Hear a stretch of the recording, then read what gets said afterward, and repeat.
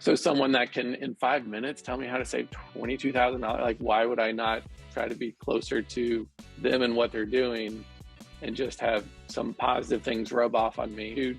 Doing something you're uncomfortable with for a long enough period of time to see success. Like, you're going to be bad at it. You're not supposed to be good at the beginning. I'm still not that good, but I'm good enough that it's rewarding. I was going to say, working less than you ever have, making more money than you ever have, potentially a better lifestyle than you ever have. Donavan Arnold, all in on YouTube.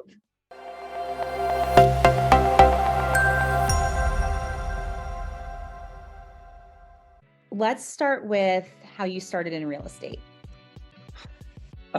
Yeah, so I don't even know, 24-ish, and didn't go to college, was working at UPS first thing in the morning from like 4 to 7 or 8. And then I was doing like the plant vendor at Home Depot, the people who set out the plants and water them. I was doing that. And so my day of work would be over at like 11 o'clock. And my wife and I had just bought a house, and she was working full time. So I had the afternoons kind of to do nothing. So I started listening to Dave Ramsey a lot and a few other people, trying to figure out what I wanted to do. And everyone I was listening to had one way or another made money through real estate.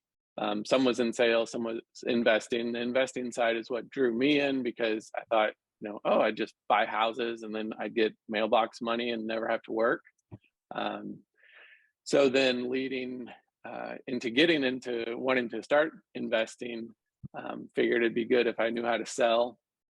And I contacted Dave Ramsey's local ELP. Actually, two of them. One of the guys was kind of a jerk and just blew me off and told me, you would never want to be in real estate. This is a terrible decision. And the other guy said, like, hey, I'm doing an inspection. You want to come meet me and like we can talk. And so that second guy ended up being kind of my mentor, getting me in, just could shadow him, ask questions. He was super helpful. And that, I still kept working at UPS for the next even like 5 years. I was doing probably 3 to 4 million, I think.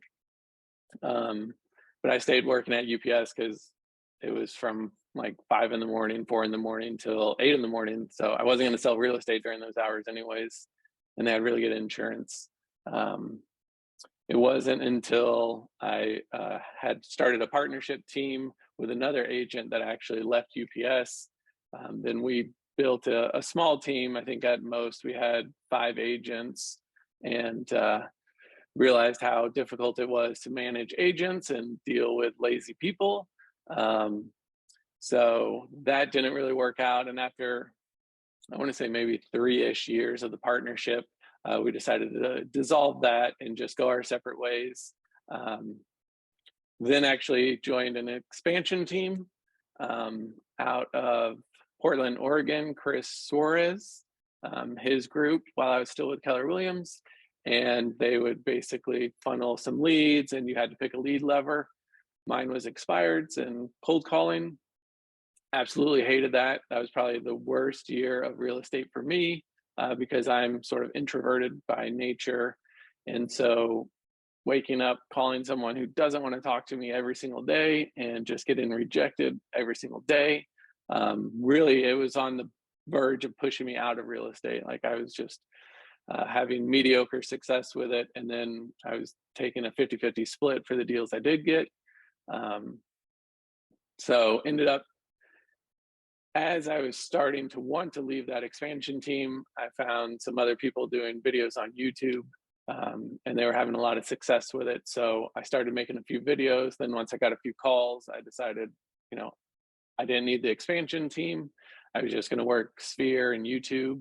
And that was about 3 years ago. And that's then where things kind of took off. All right. So 3 years ago, you start YouTube. Right. And you describe yourself as an introvert. So you're not getting energy from cold calling and, honestly meeting with a lot of people to convert in sales. So you start YouTube 3 years ago, and what happens to your business? It took, I would say, probably 3 to 6 months before I saw a lot of traction. But within that time frame, started getting calls of people who saw the videos on YouTube, wanted to work with me, and it was just a total shift in the customer base, right? So before, I was calling, bothering people to see if they wanted to work with me. Now people are calling, but they thought they were bothering me, wanting to know if they could work with me, if I had time in my schedule, if I wasn't working with too many people. Um, I still get calls that people call in the evening, because I show some of my kids in the videos, and they're calling at like 7 o'clock, and they're immediately apologetic. Like, I'm sorry, you're probably eating dinner with the family. Like, just call me back in the morning. Like, I just wanted you to have my number. And so immediately, just a big shift. And then I was able to enjoy working, because again, it is extremely draining for me to engage with people. So if I had to do a bold 100 or whatever it is, like, those were just the worst days. Versus now, I talk to very few people, but I can engage at a high level because it's such a low number. And then my conversion is extremely high because the people have already selected me to work with them. So you're not having to convince someone that you're the best ever or whatever it is. They just see you and see how your personality is, how you interact with your family, your town, whatever it is, and either they like it or they don't. And if they don't, they just don't call. So it's a very self-selecting group of people that'll reach out. Um, Again, I don't track numbers the best. So the first year doing YouTube and stuff, I'm honestly not too sure. I think that may have been like around a $6 to $8 million year. But that was also one of the first times I was making like 100% of the money. I wasn't splitting it with a partner or a expansion team or whatever it is. So I was capping really quickly, and I realized, like, I don't need to do 50 deals a year. I can do 25 deals a year and be happy and have the income I need and I want. Um, then last year it grew again. I think it was closer to 11 million. And then this year so far, we'll finish probably around 13.5, a little under 14 million. That's incredible. Okay. So, but you stuck with it. You said you didn't see results for a few months. And so how was that transition? Were you ever like, I'm going to give this up? Or were you like, this is the only lead gen lever that I honestly like? Tell me more about that decision. It was tough. Sticking with it. Yeah, it was tough because, again, I hate seeing myself on camera. I hate hearing my voice. Like, I'm a typical person. Like, most people don't enjoy seeing themselves, and especially putting it out there to anyone and everyone. Like, I mean, YouTube is huge. So because Gainesville is relatively small, there's only one other agent doing videos. So pretty quickly I was populating in the search results, but I was still getting like very few views. This was in November that first year, and there wasn't a whole lot of business happening. So I just committed, I'm going to just finish out one video a week through the end of the year. And I kept that on until COVID hit in March. But I had accumulated such a library of content, I could stop doing videos, and the views kept coming in and the calls kept coming in. And that just paired really well with COVID and people relocating from other states, other areas, and they weren't traveling here. So the only way they could see and learn about Gainesville was basically through me, because they couldn't take those short visits just to see the town. But it was definitely an ego hit early on because, we're hooked on immediate gratification, immediate results, and YouTube, for what I was doing, does not provide that. I mean, I was lucky if, a video in a month would get 10 to 20 views. And now we're, ranging between 9 to 10,000 views a month. So it was a slow process, but I got a couple of phone calls early, and the people were just so nice and genuine. And they may have just been renting, and they were just calling to like thank me for putting out the videos. And so there was a lot of positive feedback, even if it wasn't, a buyer lead. There's such positive feedback that this was obviously a need for people, that it kind of kept pushing me and getting me out there outside of the comfort zone to make more videos. The biggest business you've ever had, doing something completely new. So congratulations on that. All right. So how has, as your business has evolved, how has your lifestyle and your finances changed? You get your clients now, they're calling you. Yeah. So tell me about that, the filter. Yeah, I'm pretty selective with my time. Not because I do anything important, just because I'd rather be at home with the family. So we've got 3 boys. Once business started taking off, my wife left her job, and she helps out with the videos and content ideas, and a couple of the platforms. So she's been at home with me, which is great. So we get to spend a lot more time together. But overall, I guess leaving my last company was also really helpful, because there was such a big push to do like these big numbers. Like you wanted to be, in the front of the meeting and, on getting all the attention for doing, 10 deals in a month, 20 deals in a month. And really through COVID and then switching companies, like I was able to be, it's funny, even more of an introvert, where I didn't get that sort of negative feeling of competition, where I wasn't, on the leaderboard, I wasn't up there. But it didn't matter, because we were making enough money, and we were making more money than we had ever made. I mean, the numbers, when we say them, are just silly. But there was no competition. Like it was just like our family and what we wanted, what we wanted to do, and if I didn't want to take an appointment, there was no obligation. It was one of those things where we could choose to, not answer the phone, and I didn't feel bad about it. Where, with my old company, and most companies, nothing wrong with them, but like the pressure to answer your phone, to be on call, to always be available, can wear certain people down, and it definitely did a toll on me. So taking a lot of power back, and nowadays my phone stays on silent, and I don't answer the vast majority of calls, because the people who want to speak with me are willing to leave a message or shoot me a text, and I'll call them back when the time is right. But when you don't have business, it's hard to make those decisions.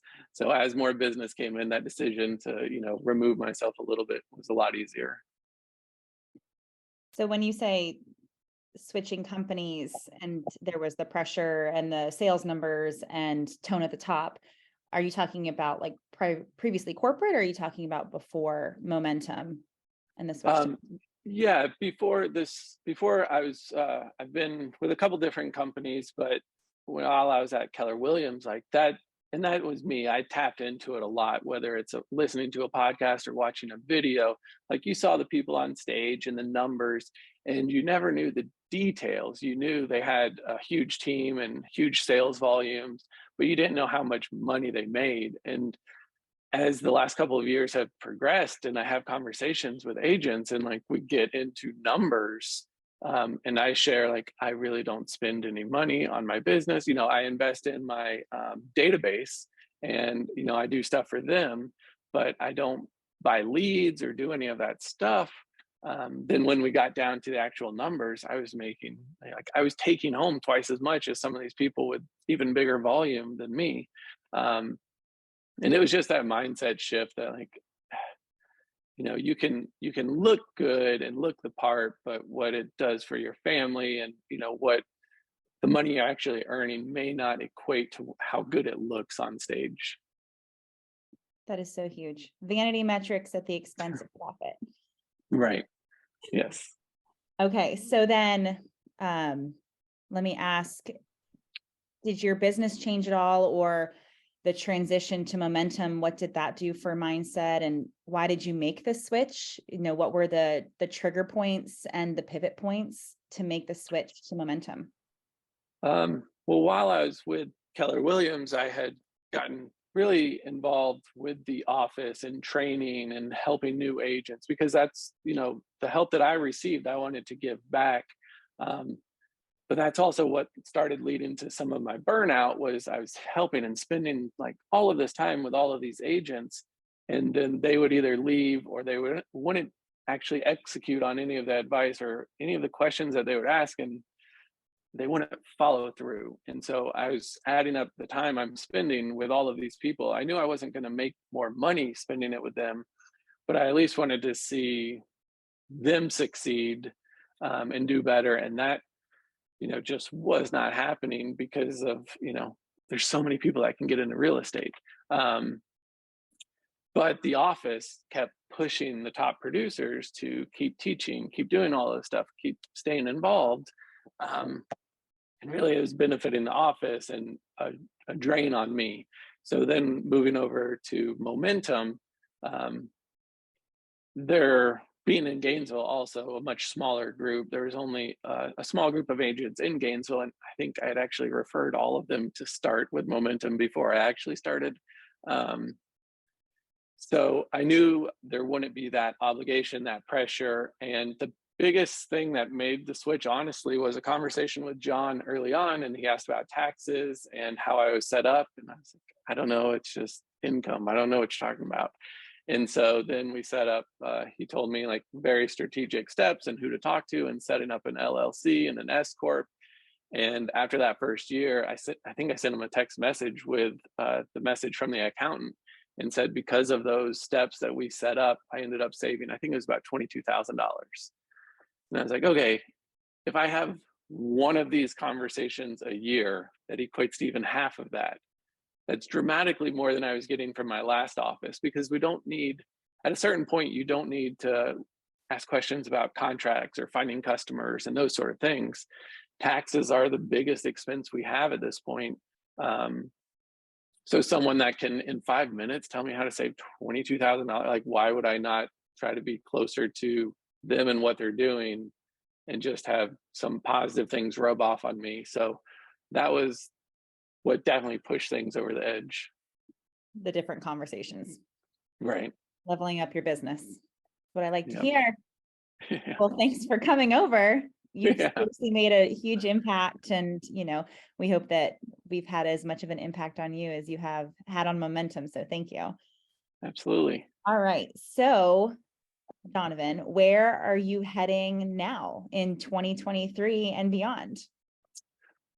So really just trying to streamline things and double down where we've already seen success. So right now, as we lead into 2023, trying to build out the content calendar for the year, because making consistent videos is a challenge and it's time consuming. So making sure I've got as many videos planned and in the works. And then between that and database is the biggest focus.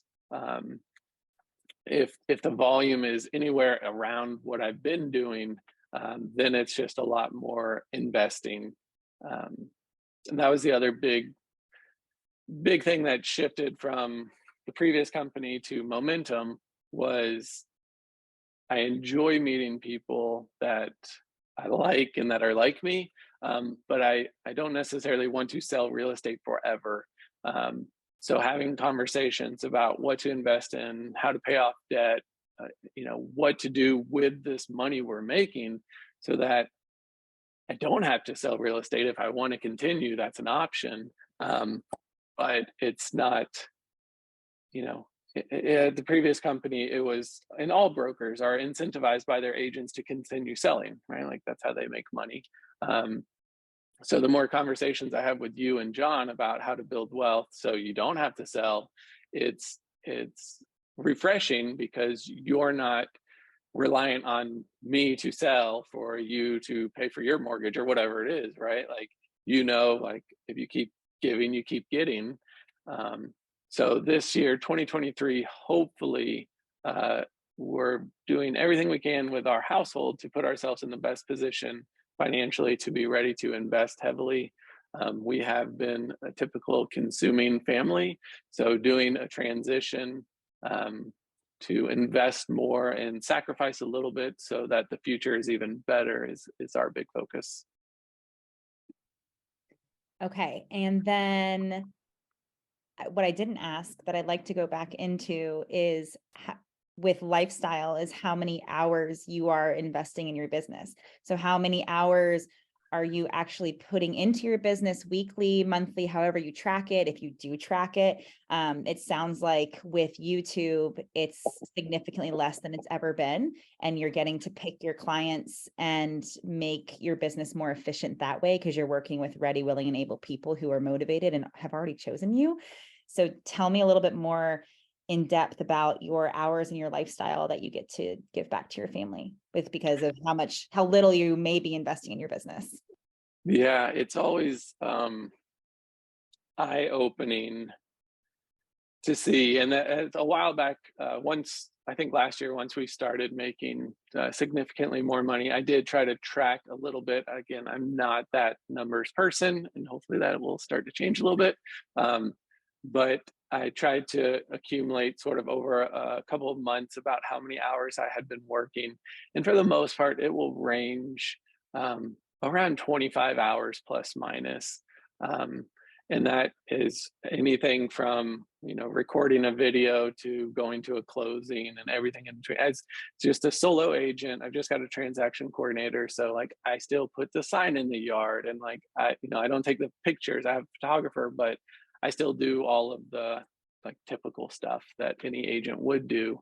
But for the most part, I'm usually around 25 hours. And again, I think that's mainly and I think most agents could be there, but they just don't say no enough. Like they're doing stuff that really doesn't matter. They're spending hours on a website or a template or a business card. They're just trying to make these social media posts that are perfect, that are going to disappear. Like that was the one thing that drew me into YouTube, was that the content is evergreen, right? So I'll put a video out, and my best performing video is one of my oldest videos. Like people are still going to search for that. So it's not a Facebook post of a just sold that is half people won't even see, and then it just disappears anyways.